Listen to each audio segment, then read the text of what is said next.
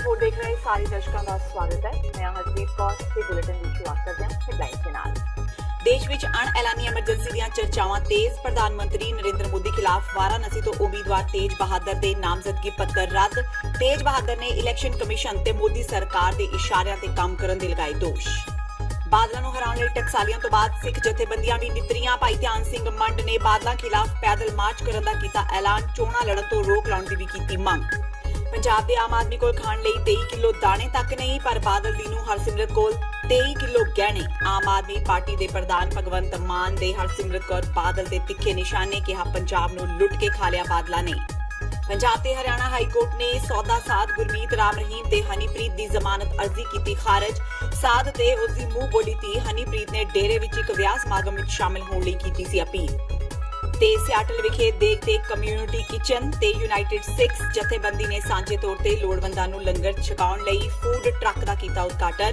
ਗੁਰੂ ਨਾਨਕ ਦੇਵ ਜੀ ਦੇ ਫਲਸਫੇ ਨੂੰ ਅੱਗੇ ਤੋਰਨ ਲਈ ਕੀਤਾ ਉਪਰਾਲਾ। ਫੂਡ ਟਰੱਕ ਵਿੱਚ ਖਾਣਾ ਪਕਾਉਣ ਤੇ ਸੰਭਾਲਣ ਦੀ ਹੋਵੇਗੀ ਸੁਵਿਧਾ। ਤੇ ਹੁਣੇ ਨੇ ਖਬਰਾਂ ਦਾ ਵਿਸਥਾਰ। ਪ੍ਰਧਾਨ ਮੰਤਰੀ ਨਰਿੰਦਰ ਮੋਦੀ ਖਿਲਾਫ ਵਾਰਾਣਸੀ ਤੋਂ ਉਮੀਦਵਾਰ ਤੇਜ ਬਹਾਦਰ ਦੇ ਨਾਮਜ਼ਦਗੀ ਪੱਤਰ ਰੱਦ ਕਰ ਦਿੱਤੇ ਗਏ ਨੇ। ਤੇਜ ਬਹਾਦਰ ਦੇ ਨਾਮਜ਼ਦਗੀ ਪੱਤਰ ਰੱਦ ਕੀਤੇ ਜਾਣ ਦਾ ਜ਼ਿਲ੍ਹਾ ਪ੍ਰਸ਼ਾਸਨ ਨੇ ਐਲਾਨ ਕੀਤਾ ਹੈ।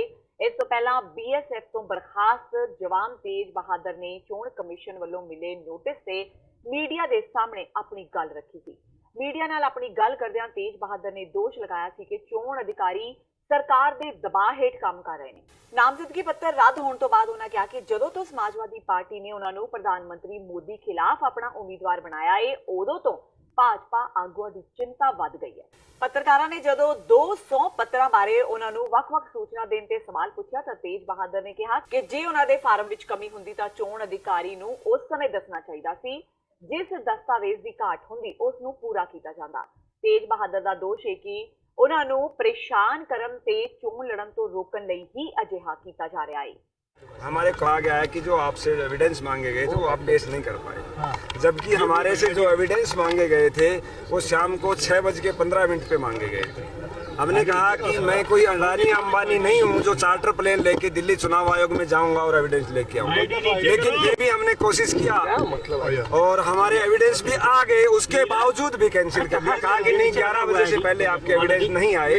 तो ये एक तानाशाही तरीके से जो है रिजेक्शन किया।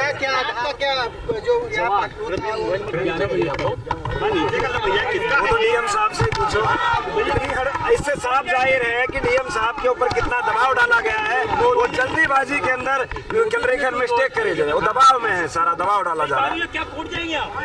हाँ बिल्कुल, अभी वकील साहब से बात करें, बाकी पार्टी जैसे दिशा निर्देश करेगी उसी हिसाब से जवाब दे। लिखित दे दिया क्या? लिखित मिला है? हाँ, हमें लिखित रूप में मिल गया। ਸ਼੍ਰੋਮਣੀ ਅਕਾਲੀ ਦਲ ਦੇ ਪ੍ਰਧਾਨ ਤੇ ਫਿਰੋਜ਼ਪੁਰ ਲੋਕ ਸਭਾ ਹਲਕੇ ਤੋਂ ਅਕਾਲੀ ਦਲ ਭਾਜਪਾ ਗੱਠਜੋੜ ਦੇ ਸਾਂਝੇ ਉਮੀਦਵਾਰ ਸੁਖਬੀਰ ਬਾਦਲ ਨੇ ਪੰਜਾਬ ਦੇ ਕਿਸਾਨਾਂ ਨੂੰ ਚੌਕਸ ਕਰਦਿਆਂ ਕਿਹਾ ਹੈ ਕਿ ਕੈਪਟਨ ਅਮਰਿੰਦਰ ਸਿੰਘ ਚੋਣਾਂ ਤੋਂ ਮਗਰੋਂ ਟਿਊਬਵੈੱਲਾਂ ਦੇ ਬਿੱਲ ਲਾਗੂ ਕਰਨਗੇ। ਫਿਰੋਜ਼ਪੁਰ ਹਲਕੇ ਦੇ ਪਿੰਡਾਂ ਵਿੱਚ ਚੋਣ ਜਲਸਿਆਂ ਨੂੰ ਸੰਬੋਧਨ ਕਰਦਿਆਂ ਸੁਖਬੀਰ ਬਾਦਲ ਨੇ ਕਿਹਾ ਕਿ ਪੰਜਾਬ ਦੀ ਅਫਸਰਸ਼ਾਹੀ ਨੇ ਉਹਨਾਂ ਨੂੰ ਦੱਸਿਆ ਹੈ ਕਿ ਚੋਣਾਂ ਪਿੱਛੋਂ ਕਿਸਾਨਾਂ ਨੂੰ ਮੁਫਤ ਬਿਜਲੀ ਦੀ ਸਹੂਲਤ ਖਤਮ ਕਰ ਦਿੱਤੀ ਜਾਵੇਗੀ।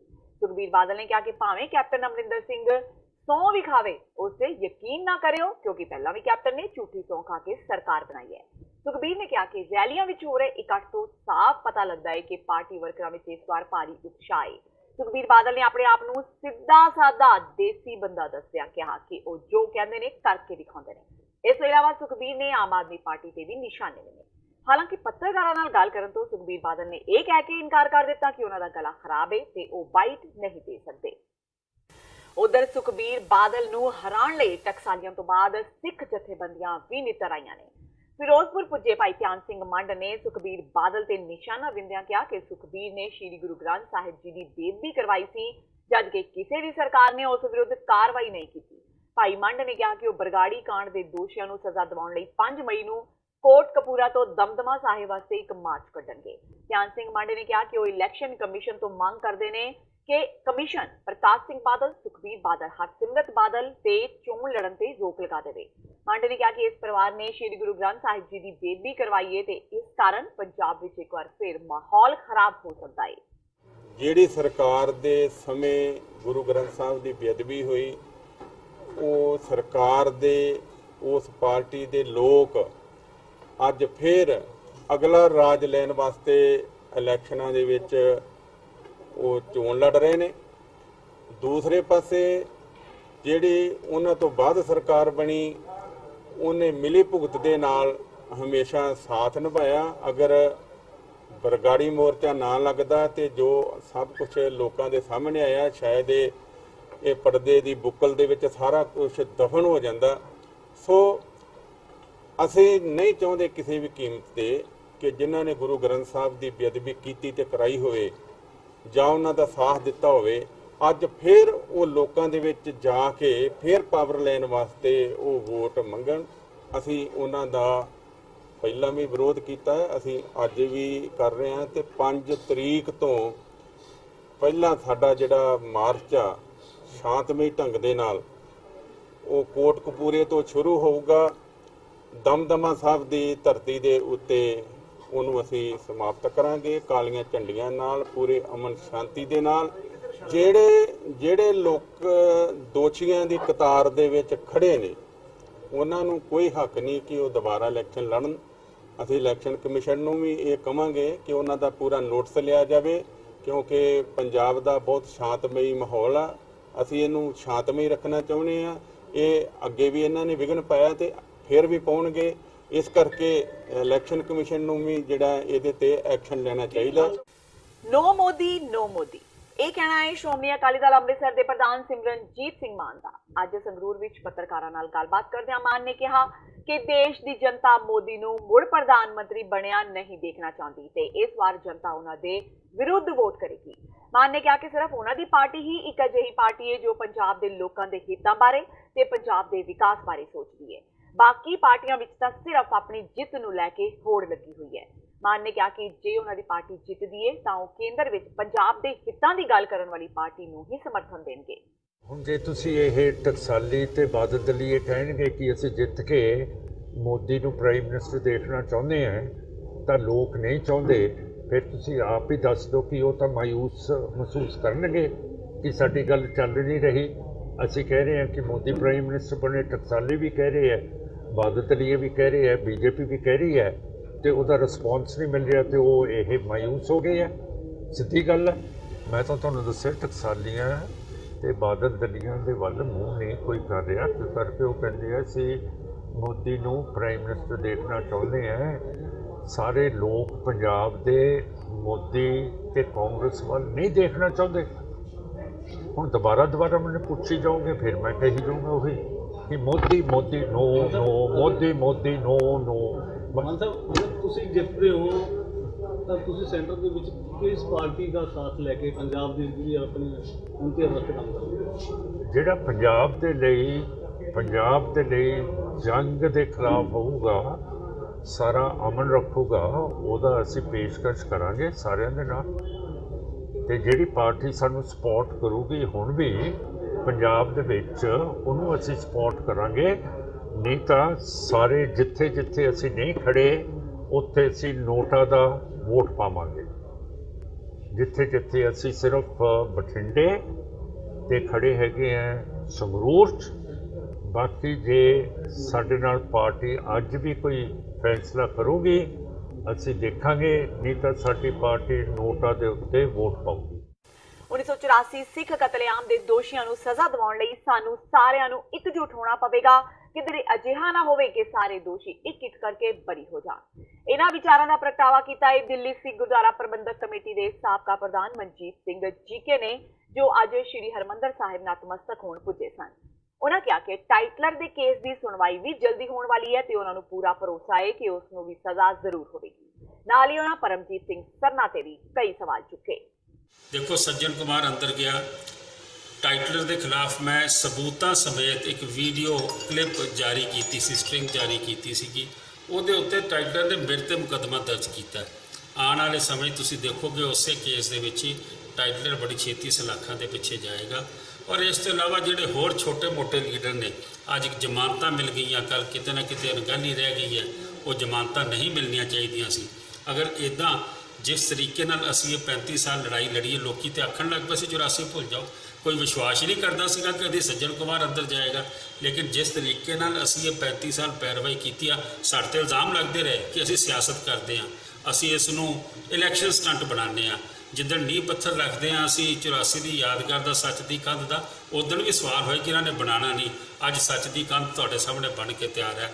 ਅੱਜ ਸੱਜਣ ਕੁਮਾਰ ਦਾ ਅੰਦਰ ਜਾਣਾ ਇੱਦਾਂ ਹੀ ਹੈ ਕਿ ਹਰਿਦੁਆਰ ਤੋਂ ਹਟੀਆਂ ਮੁੜ ਕੇ ਵਾਪਸ ਆ ਜਾਣ। ਮੈਂ ਸਮਝਦਾ ਵਾਂ ਅਸੀਂ ਇਹ ਤਨਦੇਹੀ ਨਾਲ ਲੜਾਈ ਲੜੀ ਹੈ।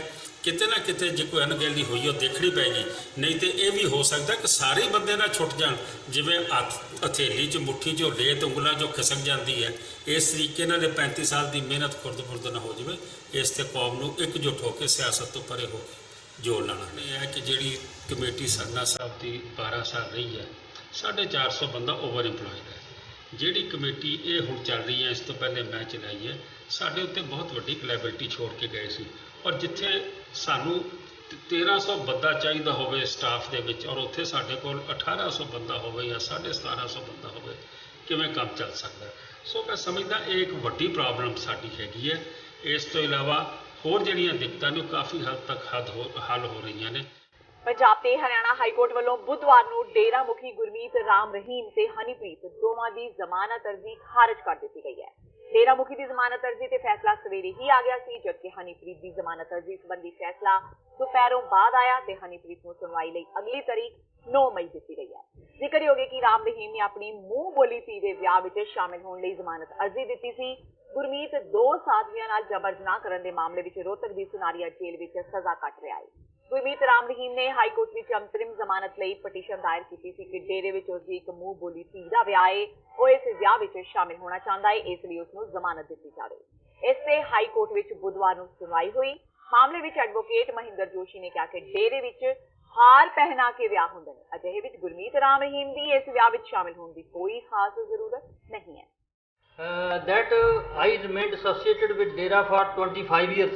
I have seen 2 types of marriages are there. One is नाम चर्चा, by garlanding, by लड़की ते लड़के द्वारा गारलैंडिंग करके संगत दे विच शादी हो जाती है, कोई कन्यादान की रस्म वहाँ रवायत नहीं है। दूसरी, बाबा के गारलैंडिंग को बाबा से टच कराया जाता है, टच करा के वो लड़का लड़की अपने गारलैंडिंग कर लेते हैं तो भी शादी कंप्लीट हो जाती है। मैंने सजेशन दिया था कि इस केस में अगर बाहर लेने से बाबा को लैंड ऑर्डर की प्रॉब्लम हो रही है तो ये किया जा सकता है कि गारलैंडिंग लेजेंड जेल प्रीमाइसेस में और उसे बाबा से टच करा के लड़का लड़की शादी कर ले, तो ऐसे भी जेड़ा ये रस्म पूरी हो सकती है। लेकिन कोर्ट ने जो एक बहस होते हुए सीबीआई काउंसिल की तरफ से ये भी सजेस्ट किया गया था भी बाबे का लड़का है, ब्रदर है लड़की का, तो मदर है बाबे की वाइफ है, वहाँ they can perform the ceremonies also. So considering all these facts, court जब इसको डिसमिस करने जा रहा था तो इन्होंने जो है कि बाबा के वकील ने विड्रॉ कर ली। ਤੇ ਹੁਣ ਵੇਲਾ ਹੋ ਗਿਆ ਬ੍ਰੇਕ ਦਾ। ਬਾਕੀ ਦੀਆਂ ਖਬਰਾਂ ਇਸ ਬ੍ਰੇਕ ਤੋਂ ਬਾਅਦ।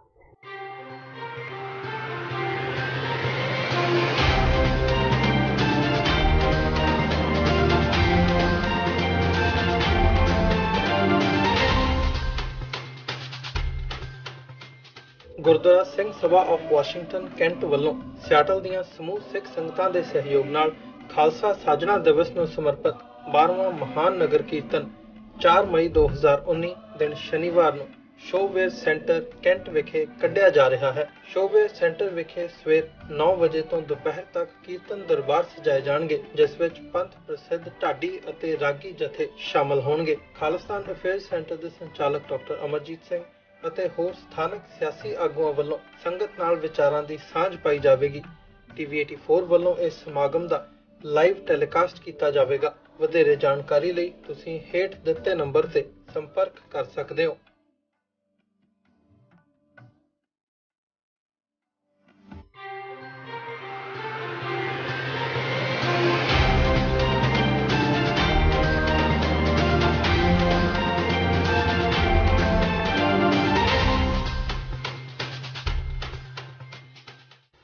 ਬ੍ਰੇਕ ਤੋਂ ਬਾਅਦ ਟੀਵੀ 84 ਦੇ ਖਬਰਾਂ ਦੇ ਬੁਲੇਟਿਨ ਵਿੱਚ ਸਵਾਗਤ ਹੈ। ਵਧਦਿਆਂ ਅਗਲੀ ਖਬਰ ਵੱਲ।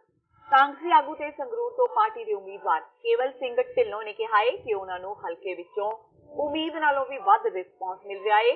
ਕਾਂਗਰਸੀਆਂ ਦੇ ਇੱਕ ਇਕੱਠ ਨੂੰ ਸੰਬੋਧਨ ਕਰਦਿਆਂ ਕੇਵਲ ਸਿੰਘ ਢਿੱਲੋਂ ਨੇ ਕਿਹਾ ਕਿ ਭਗਵੰਤ ਮਾਨ ਹਾਰ ਦੇ ਡਰ ਤੋਂ ਬੌਖਲਾ ਗਿਆ ਹੈ ਤੇ ਲੋਕਾਂ ਨੂੰ ਕਾਂਗਰਸ ਦੀਆਂ ਜਨ ਸਭਾਵਾਂ ਖਰਾਬ ਕਰਨ ਲਈ ਭੇਜ ਰਿਹਾ ਹੈ। ਉਹਨਾਂ ਕਿਹਾ ਕਿ ਅਕਾਲੀ ਦਲ ਖਿਲਾਫ ਬਰਗਾੜੀ ਕਾਂਡ ਕਾਰਨ ਲੋਕਾਂ ਵਿੱਚ ਭਾਰੀ ਰੋਸ ਹੈ ਤੇ ਲੋਕ ਸਿਰਫ ਤੇ ਸਿਰਫ ਕਾਂਗਰਸ ਨੂੰ ਹੀ ਜਿਤਾਉਣਾ ਚਾਹੁੰਦੇ ਨੇ। ਹੋਰ ਕੀ ਕੁਝ ਕਿਹਾ ਕੇਵਲ ਸਿੰਘ ਢਿੱਲੋਂ ਨੇ, ਆਓ ਸੁਣਦੇ ਹਾਂ। ਕਿ ਆਮ ਆਦਮੀ ਪਾਰਟੀ ਤਾਂ ਵੈਸੇ ਹੀ ਖਤਮ ਹੋ ਗਈ, ਉਹ ਤਾਂ ਬੁਖਲਾਹਟ 'ਚ ਆ ਗਿਆ।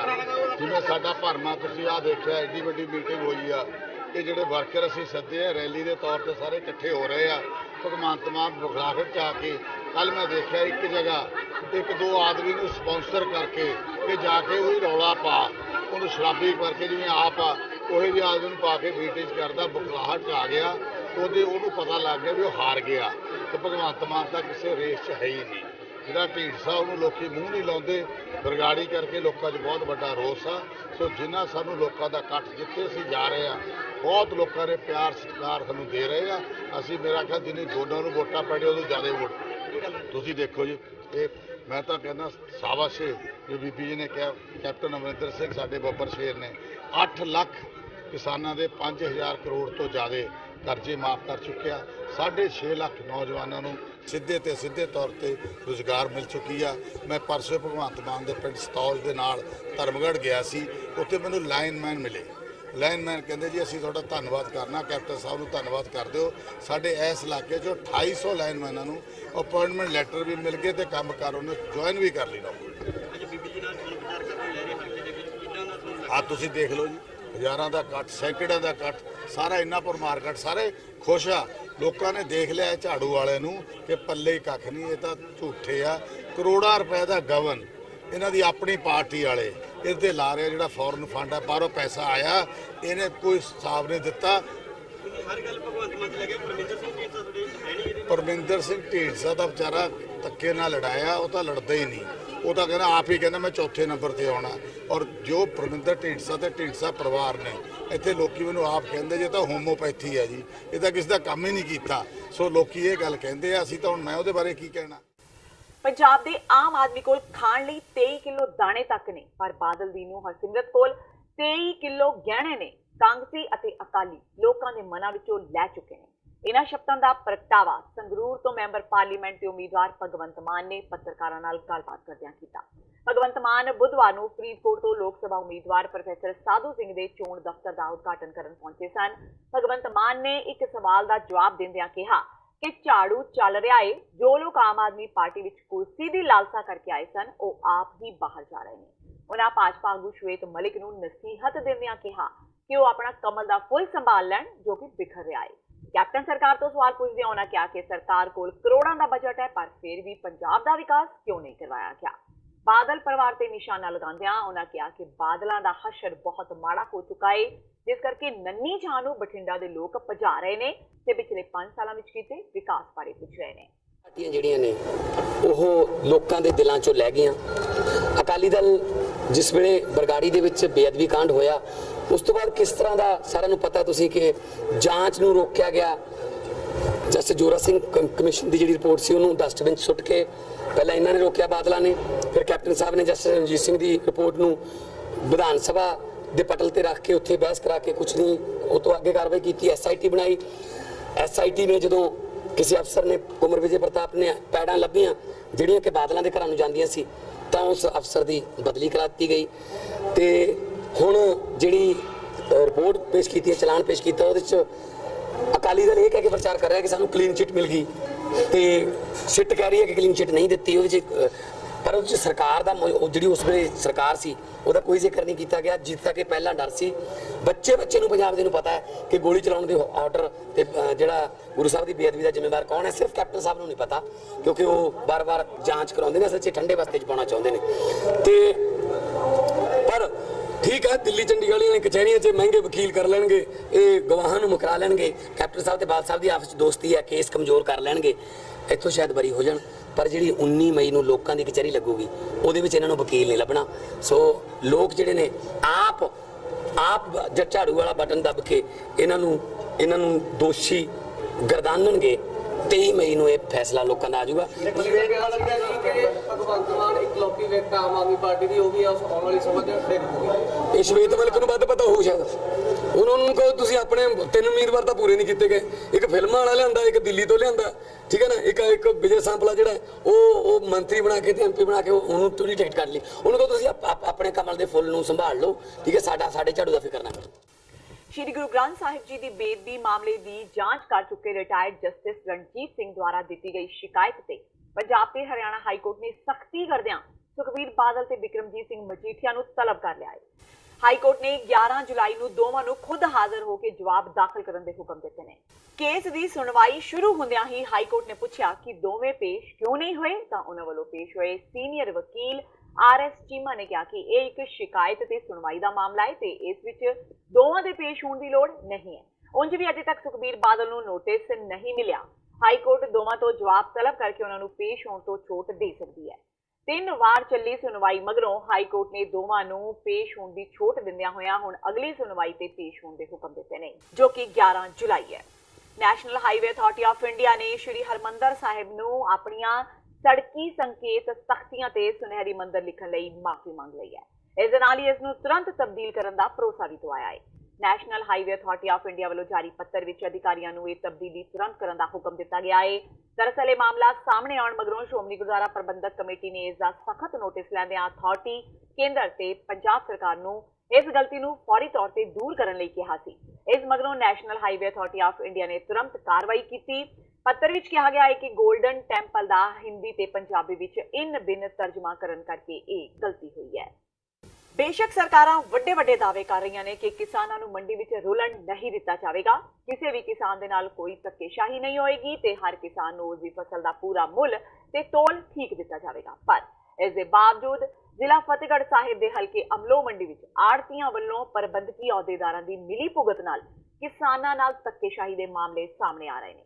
ਭਾਰਤੀ ਕਿਸਾਨ ਯੂਨੀਅਨ ਡਕੌਂਦਾ ਦੇ ਕਿਸਾਨ ਆਗੂਆਂ ਨੇ ਦੋਸ਼ ਲਗਾਉਂਦਿਆਂ ਅੱਜ ਮਾਰਕੀਟ ਕਮੇਟੀ ਅਮਲੋ ਦੇ ਦਫ਼ਤਰ ਅੱਗੇ ਧਰਨਾ ਦਿੰਦਿਆਂ ਜੰਮ ਕੇ ਨਾਅਰੇਬਾਜ਼ੀ ਕੀਤੀ।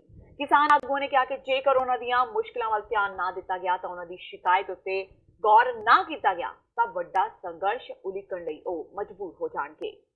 ਅਸੀਂ ਇੱਥੇ 27 ਤਰੀਕ ਨੂੰ ਕੁਝ ਕਿਸਾਨਾਂ ਦੇ ਕਹਿਣ ਤੇ ਇਸ ਮੰਡੀ ਦੀ ਚੈੱਕ ਕਰਨ ਵਾਸਤੇ ਮਾਰਕੀਟ ਕਮੇਟੀ ਦਫ਼ਤਰ ਪਹੁੰਚੇ। ਦਫ਼ਤਰ ਵਾਲਿਆਂ ਸਾਨੂੰ ਕੋਈ ਆਈ ਗਈ ਦਿੱਤੀ, ਕੋਈ ਸਾਨੂੰ ਮੌਕਾ ਨਹੀਂ ਦਿੱਤਾ। ਸਾਨੂੰ ਤਾਂ ਇਹੀ ਜ਼ਾਹਰ ਹੋਇਆ ਵੀ ਸ਼ਾਇਦ ਇਹ ਵੀ ਉਹਨਾਂ ਨਾਲ ਹੱਥਾਂ ਨਾਲ ਰਲੇ ਨੇ।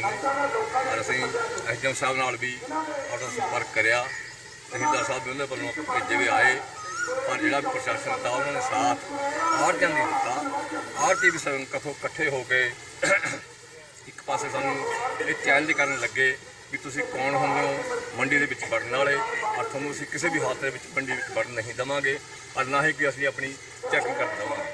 ਇਹਦਾ ਮਤਲਬ ਸਾਫ਼ ਹੋਇਆ ਵੀ ਇੱਥੇ ਦਾਲ ਕਾਲੀ ਹੈ, ਦਾਲ ਕਾਲੀ ਹੈ ਤੇ ਤਾਂ ਹੀ ਇਹ ਆਪਣਾ ਉਹ ਸਾਥ ਨਹੀਂ ਦੇ ਰਹੇ ਨੇ। ਸਾਫ਼ ਕਰਨ ਨੂੰ ਹਰ ਬੰਦਾ ਕਹਿੰਦਾ ਕਿ ਆਓ ਭਾਈ ਜੇਕਰ ਸ਼ੱਕ ਹੈ ਮੇਰੇ ਨਾਲ ਦੁਬਾਰੇ ਸਾਫ਼ ਕਰ ਲਓ, ਦੁਬਾਰੇ ਤੋੜ ਲਓ, ਪਰ ਇਹਨਾਂ ਨੇ ਐਲਾਨ ਇਹ ਕਰਤਾ ਵੀ ਅਸੀਂ ਕਿਸੇ ਜਥੇਬੰਦੀ ਨੂੰ ਇੱਥੇ ਕਿਸੇ ਵੀ ਦਾਣਾ ਮੰਡੀ ਵਿੱਚ ਨਹੀਂ ਵੜਨ ਦੇਵਾਂਗੇ। ਉਸ ਗੱਲ ਨੂੰ ਮੁੱਖ ਰੱਖ ਕੇ ਅਸੀਂ ਕੱਲ੍ਹ ਸੋਮਵਾਰ ਨੂੰ ਡੀ ਸਾਹਿਬ ਨੂੰ ਮਿਲੇ ਇਸੇ ਸੰਬੰਧ ਦੇ ਵਿੱਚ। ਉੱਥੇ ਵੀ ਸਾਨੂੰ ਨਿਰਾਸ਼ਾ ਹੀ ਪੱਲੇ ਪਈ ਹੈ। ਇਸ ਕਰਕੇ ਸਾਨੂੰ ਇਕੱਠੇ ਹੋ ਕੇ ਅੱਜ ਇਹ ਪ੍ਰੋਟੈਸਟ ਕਰਨਾ ਲੱਗਿਆ, ਮੰਡੀ ਦੇ ਵਿੱਚ ਆ ਕੇ ਇਹਨਾਂ ਨੂੰ ਦਿਖਾਉਣਾ ਲੱਗਿਆ ਔਰ ਗੇੜਾ ਦੇ ਕੇ ਵੀ ਅਸੀਂ ਤੁਹਾਡੀ ਮੰਡੀ ਦੇ ਵਿੱਚ ਆ ਸਕਦੇ ਹਾਂ ਔਰ ਆਪਣਾ ਜ਼ੋਰ ਦੇ ਕੇ ਮੰਗ ਹੈ ਜਿਹੜੀ ਨੂੰ ਪੂਰੀ ਕਰਾਂਗੇ। ਅੱਗੇ ਦੇਖਦੇ ਕਿਹੋ ਜਿਹਾ ਸਮਾਂ ਆਉਂਦਾ, ਉਹੀ ਨਾਲ ਫਿਰ ਉਹੀ ਹੋ ਕੇ ਨਿਬੜਾਂਗੇ। ਸਿਆਟਲ ਵਿੱਚ ਇੱਕ ਜਥੇਬੰਦੀ ਸਿੱਖ ਸੋਚ ਬਹੁਤ ਸਾਲਾਂ ਤੋਂ ਇੱਥੋਂ ਦੇ ਬੇਘਰੇ ਲੋਕਾਂ ਨੂੰ ਹਰ ਸ਼ਨੀਵਾਰ ਲੰਗਰ ਛਕਾਉਣ ਦੀ ਸੇਵਾ ਕਰ ਰਹੀ ਹੈ। ਹੁਣ ਸਿਆਟਲ ਵਿੱਚ ਦੇਗ ਤੇ ਕਮਿਊਨਿਟੀ ਕਿਚਨ ਤੇ ਯੂਨਾਈਟਿਡ ਸਿੱਖਸ ਨੇ ਸਾਂਝੇ ਤੌਰ ਤੇ ਸਤਿਗੁਰੂ ਨਾਨਕ ਦੇਵ ਜੀ ਦੇ ਫਲਸਫੇ ਨੂੰ ਹੋਰ ਅੱਗੇ ਤੋਰਨ ਲਈ ਇੱਕ ਟਰੱਕ ਤਿਆਰ ਕਰਵਾਇਆ ਹੈ, ਜਿਸ ਵਿੱਚ ਖਾਣਾ ਪਕਾਉਣ ਤੇ ਸੰਭਾਲਣ ਦੀ ਵੀ ਮੁਕੰਮਲ ਸੁਵਿਧਾ ਹੈ। ਅੱਜ ਗੁਰਦੁਆਰਾ ਸੱਚਾ ਮਾਰਗ ਆਬਰਨ ਸਿਆਟਲ ਵਿਖੇ ਸਤਿਗੁਰੂ ਜੀ ਦੇ ਚਰਨਾਂ ਵਿੱਚ ਅਰਦਾਸ ਕਰਕੇ ਇਸ ਟਰੱਕ ਦਾ ਉਦਘਾਟਨ ਕੀਤਾ ਗਿਆ। ਅਰਦਾਸ ਵਿੱਚ ਜੁੜੀਆਂ ਸੰਗਤਾਂ ਦੀ ਖੁਸ਼ੀ ਦੇਖਣ ਵਾਲੀ ਸੀ। ਕਈ ਵਾਰ ਇੱਥੋਂ ਦੇ ਗੁਰਦੁਆਰਿਆਂ ਵਿੱਚ ਬਹੁਤ ਸਾਰਾ ਲੰਗਰ ਵੱਧ ਜਾਂਦਾ ਸੀ ਜੋ ਲਗਭਗ ਬੇਕਾਰ ਜਾਂਦਾ ਸੀ। ਹੁਣ ਉਹ ਵੀ ਕਿਸੇ ਗਰੀਬ ਦੇ ਮੂੰਹ ਪੈ ਜਾਇਆ ਕਰੇਗਾ। ਦੱਸ ਦਈਏ ਕਿ ਅਮਰੀਕਾ ਵਿੱਚ ਵੀ ਅਜਿਹੇ ਬਹੁਤ ਸਾਰੇ ਬਦਨਸੀਬ ਲੋਕ ਨੇ ਜੋ ਬੇਘਰੇ ਨੇ। ਇਸ ਦੇ ਬਹੁਤ ਸਾਰੇ ਕਾਰਨ ਨੇ। ਇਹ ਲੋਕ ਬਿਲਕੁਲ ਟੱਪਰੀ ਵਾਸਾ ਵਾਂਗ ਰਹਿੰਦੇ ਨੇ, ਪਰ ਇੱਥੇ ਸਰਕਾਰ ਤੇ ਆਮ ਲੋਕਾਂ ਦੀ ਮਦਦ ਨਾਲ ਇੱਕ ਫੂਡ ਬੈਂਕ ਵੀ ਚਲਾਇਆ ਜਾਂਦਾ ਹੈ ਜੋ ਉਹਨਾਂ ਲਈ 7 ਦਿਨ ਖੁੱਲਾ ਰਹਿੰਦਾ ਹੈ। ਇਸ ਬੈਂਕ ਤੋਂ ਉਹ ਰਾਸ਼ਨ ਲੈ ਜਾਂਦੇ ਨੇ ਤੇ ਕਈ ਸੰਸਥਾਵਾਂ ਵੱਲੋਂ ਅਜਿਹੇ ਲੰਗਰ ਤਿਆਰ ਕਰਕੇ ਵੀ ਦਿੱਤੇ ਜਾਂਦੇ ਨੇ। ਹੁਣ ਸਿੱਖ ਕੌਮ ਦੀ ਨੌਜਵਾਨ ਪੀੜ੍ਹੀ ਨੇ ਗੁਰਦੁਆਰਿਆਂ ਵਿੱਚੋਂ ਬਾਹਰ ਨਿਕਲ ਕੇ ਸਤਿਗੁਰੂ ਨਾਨਕ ਦੇਵ ਜੀ ਦੇ ਫਲਸਫੇ ਨੂੰ ਪ੍ਰਚਾਰਨ ਤੇ ਪ੍ਰਸਾਰਨ ਲਈ ਵੱਡੇ ਉਪਰਾਲੇ ਕੀਤੇ ਨੇ। ਸਾਰੇ ਨੌਜਵਾਨ ਸੇਵਾਦਾਰ ਬੱਚੇ ਬੱਚੀਆਂ ਦੇ ਰਿਣੀ ਨੇ ਜਿਨ੍ਹਾਂ ਨੇ ਕੌਮੀ ਕੰਮਾਂ ਵਿੱਚ ਉਤਸ਼ਾਹ ਦਿਖਾਇਆ ਹੈ। ਅੱਜ ਅਸੀਂ ਇੱਥੇ ਗੁਰਦੁਆਰਾ ਸੱਚਾ ਮਾਰਗ ਦੇ ਵਿੱਚ ਇਕੱਠੇ ਹੋਏ ਸੰਗਤਾਂ ਇਕੱਠੀਆਂ ਹੋਈਆਂ ਸਾਰੇ ਸਿਆਟਲ ਤੋਂ ਆਲੇ ਦੁਆਲੇ ਤੋਂ ਜੋ ਦੇਗ ਤੇਗ ਕਮਿਊਨਿਟੀ ਕਿਚਨ ਇਹ ਕਿਸੇ ਇੱਕ ਗੁਰਦੁਆਰੇ ਦੀ ਨਹੀਂ ਜਾਂ ਇੱਕ ਕਿਸੇ ਇੰਡੀਵਿਜੂਅਲ ਦੀ ਨਹੀਂ, ਇਹ ਸਾਰੇ ਸਿੱਖਾਂ ਦੀ ਆ। ਵਾਸ਼ਿੰਗਟਨ ਸਟੇਟ ਦੇ ਜਿੰਨੇ ਸਿੱਖ ਆ ਉਹਨਾਂ ਨੇ ਮਾਇਆ ਜੋ ਇਸ ਦੇ ਵਾਸਤੇ ਆਪਣੀ ਸਫਲ ਕੀਤੀ ਆ, ਉਸ ਦੇ ਨਾਲ ਇਹ ਲੱਖ ਡਾਲਰ ਤੋਂ ਉੱਪਰ ਲੱਗ ਕੇ ਇਹ ਜੋ ਦੇਗ ਤੇਗ ਦਾ ਟਰੱਕ ਤਿਆਰ ਹੋਇਆ, ਇਸ ਦੇ ਵਿੱਚ ਸਭ ਕੁਝ ਤਿਆਰ ਕੀਤਾ ਜਾ ਸਕਦਾ, ਇਸ ਦੇ ਵਿੱਚ ਲਿਜਾ ਕੇ ਵਰਤਾਇਆ ਵੀ ਜਾ ਸਕਦਾ, ਕਿਤੇ ਡਿਜ਼ਾਸਟਰ ਹੋ ਉੱਥੇ ਜਾ ਕੇ ਤਿਆਰ ਕੀਤਾ ਜਾ ਸਕਦਾ। ਪਰ ਇਹ ਬੱਚਿਆਂ ਦੀ ਜੋ ਮੈਂ ਉਹਨਾਂ ਦਾ ਉਤਸ਼ਾਹ ਦੇਖ ਕੇ ਉਹਨਾਂ ਬੱਚਿਆਂ ਨੇ ਇਹ ਸ਼ੁਰੂ ਕੀਤਾ ਤੇ ਉਹਨਾਂ ਨੇ ਤਿਆਰ ਕੀਤਾ। ਹਰੇਕ ਸੈਟਰਡੇ 500 ਤੋਂ ਵੱਧ ਇਹ ਲੰਗਰ ਤਿਆਰ ਕਰਕੇ ਲੈ ਕੇ ਜਾਂਦੇ ਆ ਤੇ ਵਰਤਾ ਕੇ ਆਉਂਦੇ ਜਗ੍ਹਾ ਜਗ੍ਹਾ 4-5 ਜਗ੍ਹਾ ਤੇ ਟਕੋਮੇ ਤੇ ਟਕੋਮਾ ਮਿਸ਼ਨ ਰੈਂਟਨ ਦੇ ਵਿੱਚ, ਰੇਨੀਅਰ ਸਿਆਟਲ ਦੇ ਵਿੱਚ, ਆਵਨ ਦੇ ਵਿੱਚ। ਸੋ ਇਸ ਤਰ੍ਹਾਂ ਜੋ ਜਦੋਂ ਲੈ ਕੇ ਜਾਂਦੇ ਆ ਲੰਗਰ ਤਿਆਰ ਹੁੰਦਾ, ਗਰਮ ਹੁੰਦਾ ਤੇ ਉੱਥੇ ਲੋਕ ਖੜੇ ਹੁੰਦੇ ਲਾਈਨਾਂ ਲਾ ਕੇ ਬੜਾ ਅਪਰੀਸ਼ੀਏਟ ਕਰਦੇ ਆ। ਸੋ ਮੈਂ ਇਹਨਾਂ ਸਾਰੇ ਬੱਚਿਆਂ ਦਾ ਜਿਨ੍ਹਾਂ ਨੇ ਮਾਇਆ ਦਿੱਤੀ ਆ ਉਹਨਾਂ ਦਾ ਜਾਂ ਹੁਣ ਜਿੰਨੇ ਵੀ ਆਏ ਹੋ ਤੁਸੀਂ ਸਾਰਿਆਂ ਦਾ ਬਹੁਤ ਬਹੁਤ ਧੰਨਵਾਦ ਕਰਦਾ ਹਾਂ। ਸਿਆਟਲ ਤੋਂ Satpal Singh Purewal, bureau report TV 84। ਤੇ ਇਹ ਸਨ ਹੁਣ ਤੱਕ ਦੀਆਂ ਖਬਰਾਂ। ਜਾਂਦੇ ਇੱਕ ਵਾਰ ਫਿਰ ਨਜ਼ਰ ਮਾਰਦੇ ਹਾਂ ਮੁੱਖ ਖਬਰਾਂ ਤੇ। ਦੇਸ਼ ਵਿੱਚ ਅਣਐਲਾਨੀ ਐਮਰਜੈਂਸੀ ਦੀਆਂ ਚਰਚਾਵਾਂ ਤੇਜ਼। ਪ੍ਰਧਾਨ ਮੰਤਰੀ ਨਰਿੰਦਰ ਮੋਦੀ ਖਿਲਾਫ ਵਾਰਾਣਸੀ ਤੋਂ ਉਮੀਦਵਾਰ ਤੇਜ ਬਹਾਦਰ ਦੇ ਨਾਮਜ਼ਦਗੀ ਪੱਤਰ ਰੱਦ। ਤੇਜ ਬਹਾਦਰ ਨੇ ਇਲੈਕਸ਼ਨ ਕਮਿਸ਼ਨ ਤੇ ਮੋਦੀ ਸਰਕਾਰ ਦੇ ਇਸ਼ਾਰਿਆਂ ਤੇ ਕੰਮ ਕਰਨ ਦੇ ਲਗਾਏ ਦੋਸ਼। ਬਾਦਲਾਂ ਨੂੰ ਹਰਾਉਣ ਲਈ ਟਕਸਾਲੀਆਂ ਤੋਂ ਬਾਅਦ ਸਿੱਖ ਜਥੇਬੰਦੀਆਂ ਵੀ ਨਿਤਰੀਆਂ। ਭਾਈ ਧਿਆਨ ਸਿੰਘ ਮੰਡ ਨੇ ਬਾਦਲਾਂ ਖਿਲਾਫ ਪੈਦਲ ਮਾਰਚ ਕਰਨ ਦਾ ਕੀਤਾ ਐਲਾਨ। ਚੋਣਾਂ ਲੜਨ ਤੋਂ ਰੋਕ ਲਾਉਣ ਦੀ ਵੀ ਕੀਤੀ ਮੰਗ। ਪੰਜਾਬ ਦੇ ਆਮ ਆਦਮੀ ਕੋਲ ਖਾਣ ਲਈ 23 ਕਿਲੋ ਦਾਣੇ ਤੱਕ ਨਹੀਂ, ਪਰ ਬਾਦਲ ਦੀ ਨੂੰ ਹਰਸਿਮਰਤ ਕੋਲ 23 ਕਿਲੋ ਗਹਿਣੇ। ਆਮ ਆਦਮੀ ਪਾਰਟੀ ਦੇ ਪ੍ਰਧਾਨ ਭਗਵੰਤ ਮਾਨ ਦੇ ਹਰਸਿਮਰਤ ਕੌਰ ਬਾਦਲ ਦੇ ਤਿੱਖੇ ਨਿਸ਼ਾਨੇ। ਕਿਹਾ ਪੰਜਾਬ ਨੂੰ ਲੁੱਟ ਕੇ ਖਾ ਲਿਆ ਬਾਦਲਾਂ ਨੇ। ਪੰਜਾਬ ਤੇ ਹਰਿਆਣਾ ਹਾਈ ਕੋਰਟ ਨੇ ਸੌਦਾ ਸਾਧ ਗੁਰਮੀਤ ਰਾਮ ਰਹੀਮ ਤੇ ਹਨੀਪ੍ਰੀਤ ਦੀ ਜ਼ਮਾਨਤ ਅਰਜ਼ੀ ਕੀਤੀ ਖਾਰਜ। ਸਾਧ ਤੇ ਉਸ ਦੀ ਮੂੰਹ ਬੋਲੀ ਧੀ ਹਨੀਪ੍ਰੀਤ ਨੇ ਡੇਰੇ ਵਿੱਚ ਇੱਕ ਵਿਆਹ ਸਮਾਗਮ ਵਿੱਚ ਸ਼ਾਮਲ ਹੋਣ ਲਈ ਕੀਤੀ ਸੀ ਅਪੀਲ। ਤੇ ਸਿਆਟਲ ਵਿਖੇ ਦੇਗ ਤੇ ਕਮਿਊਨਿਟੀ ਕਿਚਨ ਤੇ ਯੂਨਾਈਟਿਡ ਸਿੱਖ ਜਥੇਬੰਦੀ ਨੇ ਸਾਂਝੇ ਤੌਰ ਤੇ ਲੋੜਵੰਦਾਂ ਨੂੰ ਲੰਗਰ ਛਕਾਉਣ ਲਈ ਫੂਡ ਟਰੱਕ ਦਾ ਕੀਤਾ ਉਦਘਾਟਨ। ਗੁਰੂ ਨਾਨਕ ਦੇਵ ਜੀ ਦੇ ਫਲਸਫੇ ਨੂੰ ਅੱਗੇ ਤੋਰਨ ਲਈ ਕੀਤਾ ਉਪਰਾਲਾ। ਫੂਡ ਟਰੱਕ ਵਿੱਚ ਖਾਣਾ ਪਕਾਉਣ ਤੇ ਸੰਭਾਲਣ ਦੀ ਹੋਵੇਗੀ ਸੁਵਿਧਾ। ਇਸ ਦੇ ਨਾਲ ਹੀ TV 84 ਦਾ ਖਬਰਾਂ ਦਾ ਇਹ ਬੁਲੇਟਿਨ ਖਤਮ ਹੁੰਦਾ ਹੈ। ਮੈਨੂੰ ਹਰਪ੍ਰੀਤ ਕੌਰ ਨੂੰ ਦਿਓ ਇਜਾਜ਼ਤ। ਸਤਿ ਸ਼੍ਰੀ ਅਕਾਲ।